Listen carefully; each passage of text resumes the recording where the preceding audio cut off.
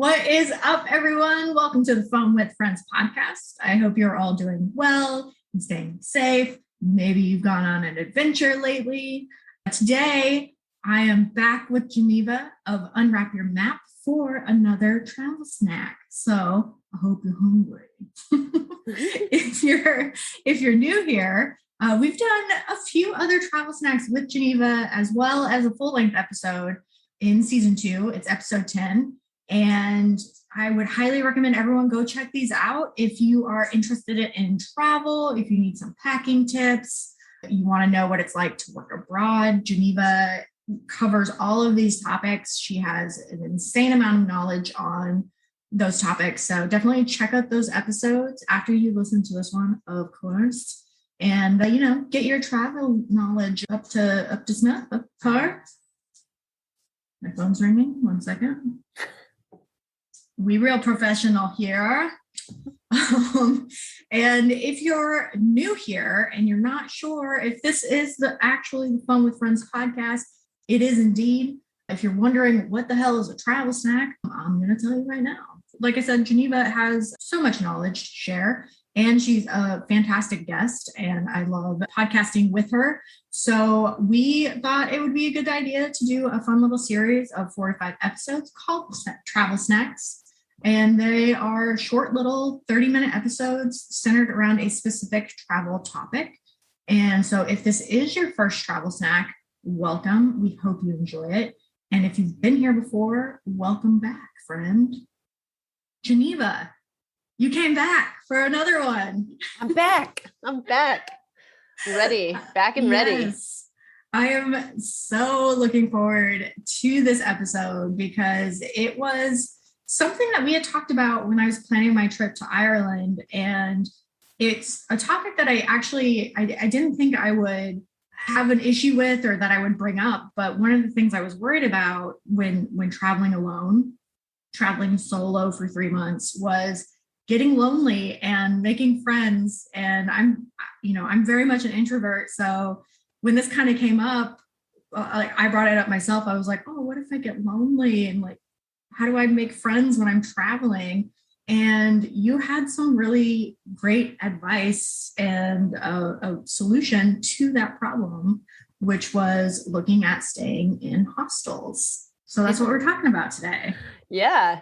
I'm excited to talk about hosteling. I think there's a lot of myths around it and a lot of people have concern about the idea of it, but it's honestly been one of the things that's made my travel experience what it is. I absolutely love staying in hostels. So I'm excited to talk about it. I'm going to blame all the myths and the uncomfy feelings on the hostel movies. Yeah, those did not help. That's for sure. Definitely not. And I will say, I've never stayed at a hostel before. And I do definitely have some reservations about staying at hostels. It makes me a little nervous. And I think it's primarily just knowing which ones are safe to stay at, which ones maybe not so much, and kind of being able to make those decisions. And you've stayed at quite a few hostels. And I mean, have you ever kind of been nervous at all about staying at a hostel? Did you have any of those nerves? I'll be honest, I didn't really. I think I had done a fair bit of research ahead of time. I'd picked out, ones that I don't even remember at this point, my very first ever hostel experience. I don't even recall it, but that's a good thing. I guess it wasn't anything to be alarmed by, but they're so common in so many countries abroad, and they are the accommodation option of choice when you're traveling in so many destinations. And so I think it was more the comfort from other people that I'd met that had all done it and said, it's fine. It's totally okay, that I went into it feeling a bit easy. And I had originally gone the first times I was traveling with other people. So I think there was already that nerves factor was kind of gone because some of us were sharing a room. So we already knew the other people. So it actually was quite fine. But no, I really can't say that it's been very nervous. That I've had the nerves at any point staying in a hostel. Yeah. You know what? I have to correct myself. I have stayed at a hostel before. Really? Yeah, it was in the hills of Virginia. So not far from where I lived at the time, but we went to a friend's wedding and there was a hostel close by for specifically for AT trail hikers. Oh, cool. Yeah. And we managed to snag one of their rooms in the basement that they rented out as like an Airbnb. So it was like an Airbnb slash Oh, hostel. cool. But we still got to hang out with like people that were hiking and stuff. So I'd say I've done a hostel light. Yeah, that's interesting. You're one step ahead of me. I've never stayed at a hostel in the US. So Oh yeah, I don't know how popular they are in the US. they're not at all. And they're very Yeah. expensive too in comparison. Yeah, this was a pretty cool one. Like he rented out, he had like, like bunk space, but he also had outdoor space where you could set up a tent or whatever you had. So it was a pretty cool little spot. But before we like jump into hostels and like making friends and socializing, could you kind of give like a brief explanation of what a hostel is for listeners who may not know? Yeah. So basically it's dorm style shared accommodation. It's often geared towards youth and it's affordably priced. Usually there's common areas, there's kitchens, there's lockers, there's extra things that you can kind of pay a small fee for, whether it's sometimes Wi-Fi, laundry services. Usually, some of them even have like their own little bar or restaurant. But yeah, I've stayed in all different kinds of hostels, but basically it's like, imagine a hotel for young people where everybody shares a room with strangers, but it's awesome because it's a great opportunity to make friends and get recommendations from people and advice. And yeah, I absolutely love staying in hostels, but I think the best part is just that it's affordably priced. It's geared towards young people that are traveling abroad, and the prices, depending on what part of the world you're in, can be anywhere between $5 a night and $40 a night. But it's just, you pay for your bed basically, and then that gives you access to any common areas. Sometimes they'll have like a little game room or a movie room or something like that. But there's all different kinds, but it's basically an affordable way to stay when you're traveling. Yeah, it sounds like if you're doing like a long-term trip, it might be a good option rather than like trying to stay in hotels and stuff. Absolutely. Absolutely. Some of them, a lot of times you can get a double or a private room, which is basically like a room to yourself, or if you're traveling with a friend or a partner, it's for two people.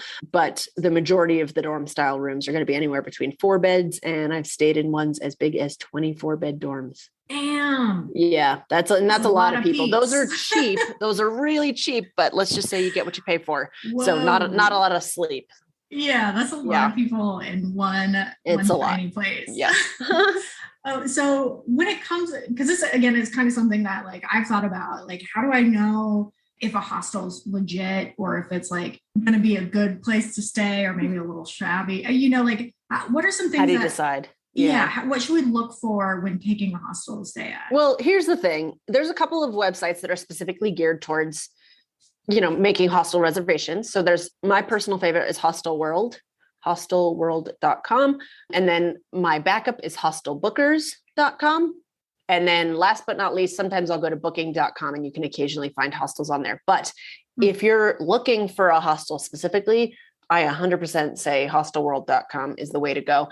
And up to you. You can either book directly through Hostel World and pay them a small deposit, and then you pay the rest when you show up at the hostel, or you can find a hostel through Hostel World and then find that hostel through their own direct booking site online, where maybe it's a little bit cheaper, or maybe you don't pay until you arrive or something different. So you can kind of look up the names of hostels and then find them on Facebook and then find their own personal website. But anyway, I use Hostel World to gauge all of my hostels. There's rating services on there. They tell you what features are best, what the hostel has, what they don't have. They show you pictures. Personally, there's certain things I look for. I look for price, but I also look for proximity. There's a location feature that'll tell you how many people have rated its location. And if the location ratings are low, that probably means that it's maybe not as easy to get to, or it's not in a great neighborhood. Whereas if the location ratings are high, that suggests it's easily accessible to public transportation and that it's maybe in a safe area. But I always check the pictures for pictures of the common areas, because most hostels have common areas, but some are better equipped for meeting people than others. So if you check the pictures, you'll see sometimes, and this is something random that maybe I'm the only one who looks at this. I don't know. But when I'm choosing a hostel, I like to see pictures that show big communal tables, long tables with long either benches or stools or something where you can fit 10 plus people. Now, I prefer that over these places that have maybe 10 little 2-table setups, because the reality is if you're showing up alone, you want to meet other people. And it's nice to have those communal tables because you can sit down there and there will be other people probably sitting at the table. It becomes much easier to start a conversation. Whereas if you sit at a little table and chair by yourself, and you're trying to start a conversation with someone else who's at another table or you know what I mean? It just, there's something really nice, and it contributes a lot to the atmosphere as well to have those kind of communal tables. So I always look for those in common areas. I also look for couches where you can fit a number of people, maybe in a TV room or a game room or something. Sometimes they're in the same area as the kitchen. It's kind of like a kitchen / dining / living area. But I always just look for how conducive is it to me sitting there and trying to talk to a total stranger? Is that a great layout for that? Or is it going to be difficult because it's separated by, individual tables or by single chairs that face a window and don't face into the center? You know what I mean? So I always look for what kind of common area setup they have. And also if they have events or activities. A lot of times in the description on Hostel World, it'll tell you, on Mondays we do bingo, on Tuesdays we do a pub quiz, on Wednesdays we do pasta night. So any hostels that advertise that they have events and activities are a really good way to go, especially if you're traveling solo, because those are almost like built-in activities to meet other people. That was going to be one of my questions. So I'm glad you touched on it, because I was like, oh, I wonder if hostels do that type of stuff. Like, honestly, I know very little about hostels. Like, I didn't even realize that they had websites devoted just to booking hostels. So that's that's amazing to know. And it's fun just to peruse around on there, just to go to hostelworld.com and look up a random city. And I think so many people have this idea in their head of what they might look like. But I promise you, if you go on Hostel World, Google, I don't know, just look up a location, Sydney, Australia, or Paris, France, or wherever it is, you'll be shocked at some of these places that pop up. I mean, they're so cool. They are so cool. Way cooler than when I first started traveling. They're like really fun. They're quirky. They've got, all kinds of things going on. They're really cool. I think when we started talking about my trip to Ireland, I think that's been the first time where I've actually considered like, oh, I could stay at hostels and like save money that way and like be abroad longer by doing it that way. But yeah, I'd never really like considered hostels as a way to kind of travel affordably, and then also as a way to make friends. So I love that you can kind of do both through staying at hostels. And so like, I'm really interested in, so when you're traveling solo, sometimes you're doing it for months at a time. And that was my worry. I was like, I'm going to get like so lonely, and like, who am I going to talk to? Myself? Like, how am I going to socialize with people? And so, yeah, we talked about like, you might need to socialize or build connections, and hostels can be a great way to do that.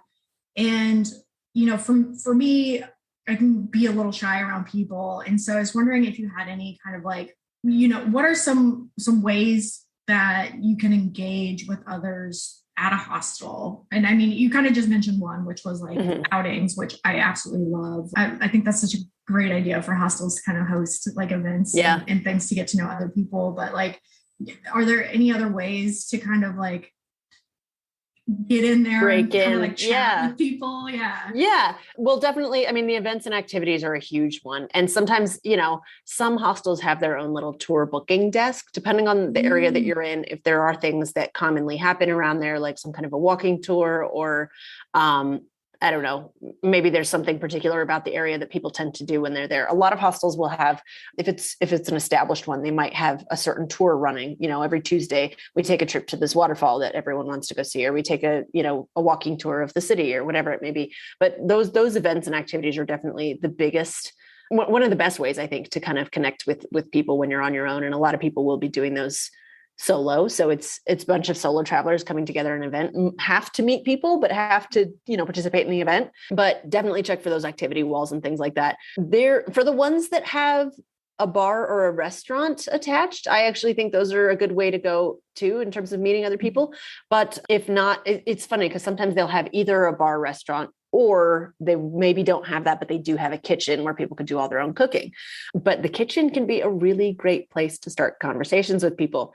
So all it takes is a simple compliment, like, wow, whatever you're cooking smells really great. Like, what are you making over there? Like just complimenting someone on something, asking them, what they were up to for the day. And if they have any recommendations for nearby places to get food, or anything fun that they did that they might recommend, just tell them that you just arrived and you're looking for something to do. And there's just, just by asking other people questions, or complimenting them on something, those are a couple really great ways to just kind of break into a conversation. But before any of that, honestly, my number one tip is just to smile at people. Mm. When you first walk into a room, be approachable. Yeah. It's so funny. There are a lot of people I'll see who will come in on their phones. They'll be glued to their phone and they'll just sit down in a corner somewhere and they'll look at their phone and they'll be scrolling. First of all, when you're on your phone, no one really approaches you.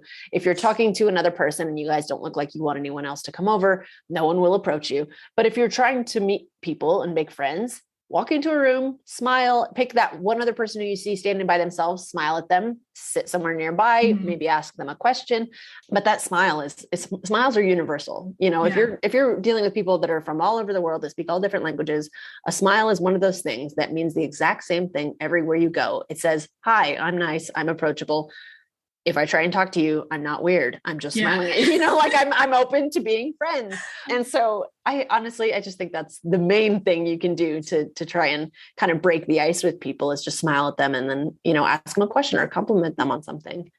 Wait to bust out the resting bitch face until you've I know, right? Save that until after you've met some people. And so when it also again, kind of curious about this, but hostel etiquette, right? Like, do you, like you were kind of saying, like coming in and just like being on your phone and maybe like you're traveling with a friend and the both of you are kind of a little cliquey, for lack of a better word. In my mind, that kind of goes as kind of a little bit of like hostel etiquette don'ts. But what other like tips or advice do you have for solo travelers when it comes to hostel etiquette? Yeah, there's a lot of do's and don'ts when it comes to being a good hosteler. But one thing that it drives everybody nuts, but for some reason, people still do it. Do not be that person that turns on the lights and starts packing your bag at 4 a.m. when everyone else in the room is trying to sleep. It shocks me how many people still do this. And I think to myself, are you completely unaware of any, ounce of what it means to be mindful or respectful of others and their space? The reality is you are sharing a room with other people. Okay. And there's certain things that should be automatic, but for some reason you have to spell it out for people. But common sense, we don't all have it. No crinkling bags in the middle of the night, no talking on your phone when everybody else is trying to sleep. Take your bags into the hall and pack in the hall, or take them into the common area and pack in the common area, especially if it's 3 a.m. It's not like anyone else is going to be in there doing anything. But I think some of the big things are just like, if you have phone calls or things that might disrupt other people in the room, take them elsewhere. Pack your bags at a reasonable hour the night before so that you're not waking up, scrambling around in the morning, looking for stuff, turning on lights, packing bags right before you need to get on a plane or a train. Those are some of the main things. Always clean up after your space, whether you're in the kitchen or in a common area. If you're cooking, just make sure you're tidying up after yourself, doing your dishes, keeping your space clean, and be mindful of where you're putting your things as well. A lot of times people will kind of show up and you'll sometimes see them drop a bag over here, put their their iPad here, put their book over here, they're sitting over there for 3 hours, and you're like, okay, well, this is all space that you're taking up. Exactly. Like, just be more mindful of your things and the space you're taking up and the tone of voice you're using and the volume of your voice.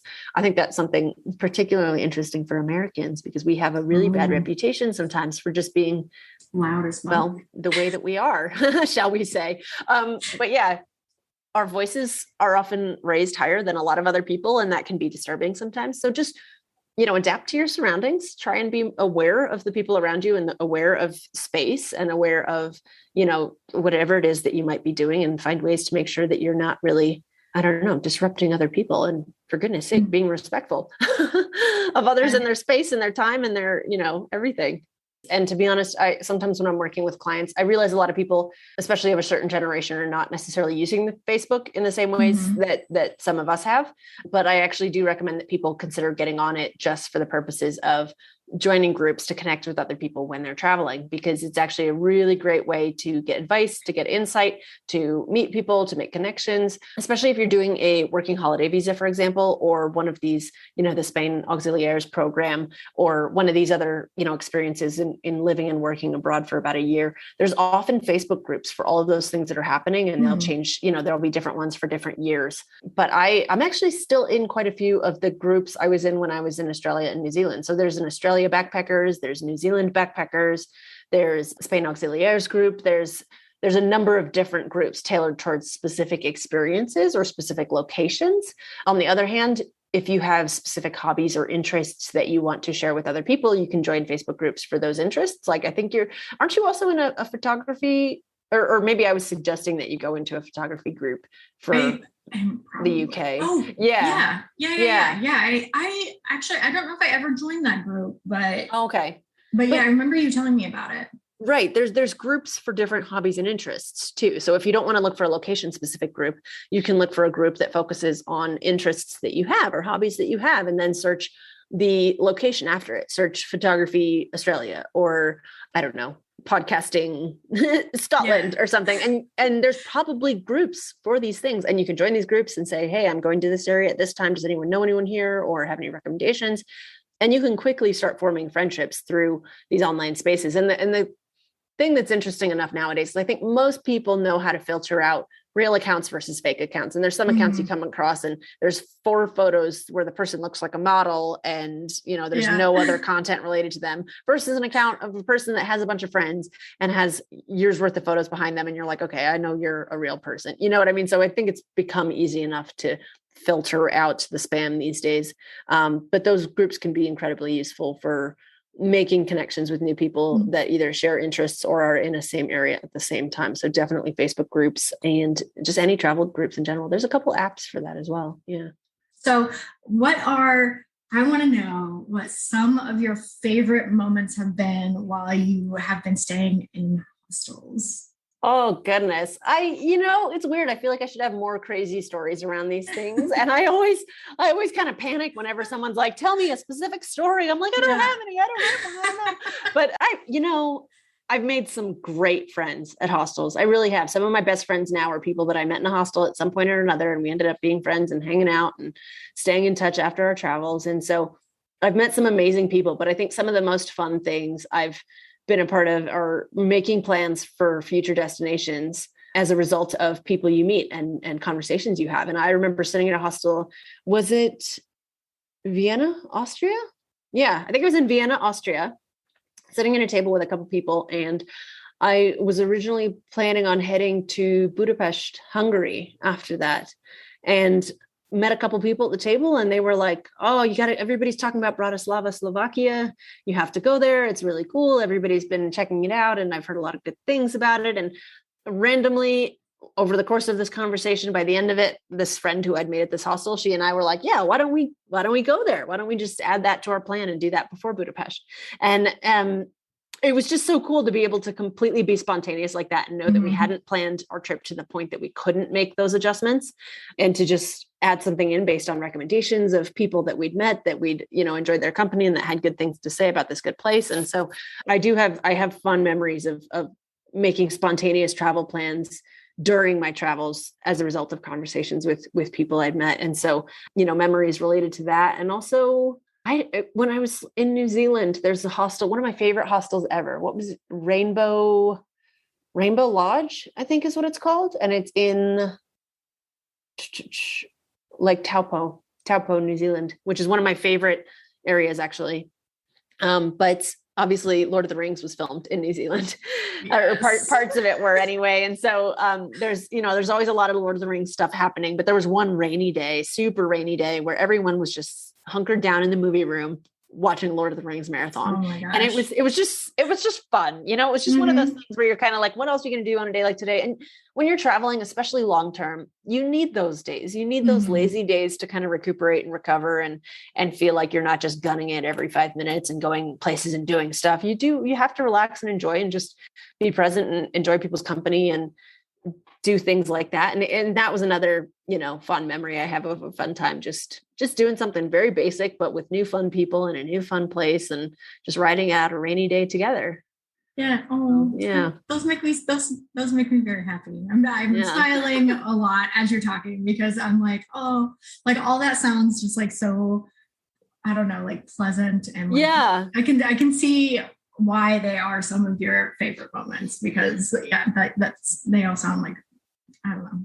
It brings me very much, it brings me a lot of joy listening. Yeah. And you know what? I forgot about some of these, but like meals too. Meals, I have a couple good memories around meals, but like when I was living in Queenstown, New Zealand, I had a group of friends who were all French. They were all from either France or New Caledonia or, a French speaking island, I think La Réunion.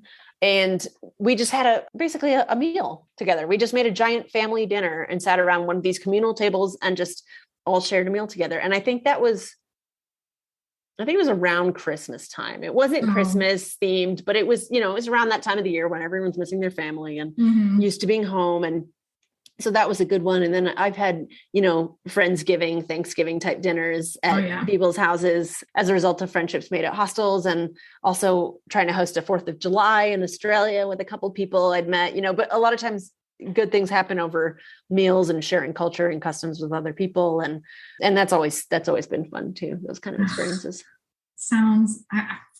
I'm like, that sounds so absolutely amazing. Like the idea of being able to like just get to know people from different places and different cultures and share food and like finding that common thing to enjoy, like Lord of the Rings on a rainy day in fucking New Zealand. Like, it's great. Like, it sounds so fantastic. I can definitely see a lot of benefits to staying in hostels. Like, I feel like,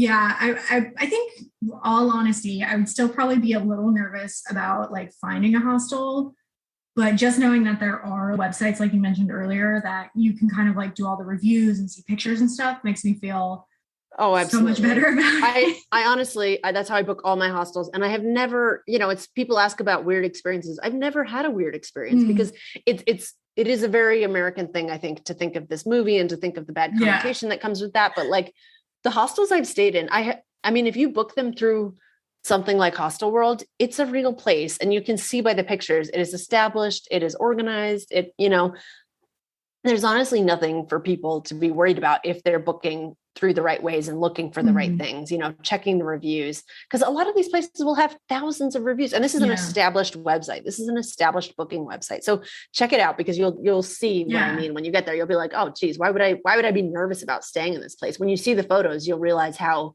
legitimate it really is. And it's nothing like what we were told through media or through, and nothing at all like that. No, it's so fun. It's such a great experience. I love it. I think I'm going to actually do what you recommended. I think I'm just going to go on there. Yeah. Just search a random city and like look at different places and see what's out there. And that's something I do with my clients too. Like when they're feeling nervous about a place, I'm like, let's look up some hostels together, and I'll do a screen share, and we'll search a city, and we'll look through a couple things, and I'll go through some pictures and say, look, this looks like a good scenario for meeting people. This, on the other hand, there's no common area, or there's no kitchen that has tables and chairs to share with other people. So we'll kind of go through different things, and we'll look at the ratings and stuff like that. And it really does help put people's mind at ease, because you do have this idea in your head, and it's really nothing like that. And they're so new and modern nowadays too. Like there's these cool pod hostels and all different kinds of things. It's really neat. Like they've gotten so much better over the years. If people are interested in chatting with you about hostels, or like they have travel questions, want to book a free like travel consultation, where can folks do that? Where can they find you? I do have my website, unwrapyourmap.com, and you can click on any of the book a free travel chat buttons, and you can sign up there through my calendar. But also very easy is my Instagram. So you can go to @unwrapyourmap on Instagram. And if you click the little link in my bio at the drop down there is a button to book a free travel chat. And again, that will take you straight to my calendar, and you can book it in whenever works for you. And if you don't see a time, just shoot me an email at unwrapyourmap@gmail.com, and I'll set up a time to work something out with you. Thank you so much again for being on another episode of Travel Snacks. I feel so much better now about the hostel conversation and the possibility of staying at a hostel. So thank you for kind of covering that with us, and then also giving some good tips about how to make friends and be social while you're traveling solo. Yeah, gladly. Absolutely. And always remember to smile. Most important. Yeah. Universal. Like you said, it's the universal language. I like that. If you have questions for Geneva, you can send us a message or leave us a voicemail on our hotline, 252-419-6004. And we will cover those questions in our next Travel Snacks episode. And again, you can find Geneva on Instagram at Unwrap Your Map or her website, unwrapyourmap.com. And we will definitely be having Geneva on again for some more travel snacks. So stay hungry for those travel tips. And again, thank you, Geneva, and get out there, try something new, and have some fucking fun. Bye. Woo, bye. Thanks for listening to the Fun with Friends podcast, a CEI media production. Please like, rate, review, and subscribe to the podcast as it helps us greatly. You can follow us on Instagram at Fun with Friends Podcast and on Facebook. If you would like to support the podcast, you can become a Patreon for just $5 a month. The link is in the episode description. Now get out there, try something new, and have some fun. Bye.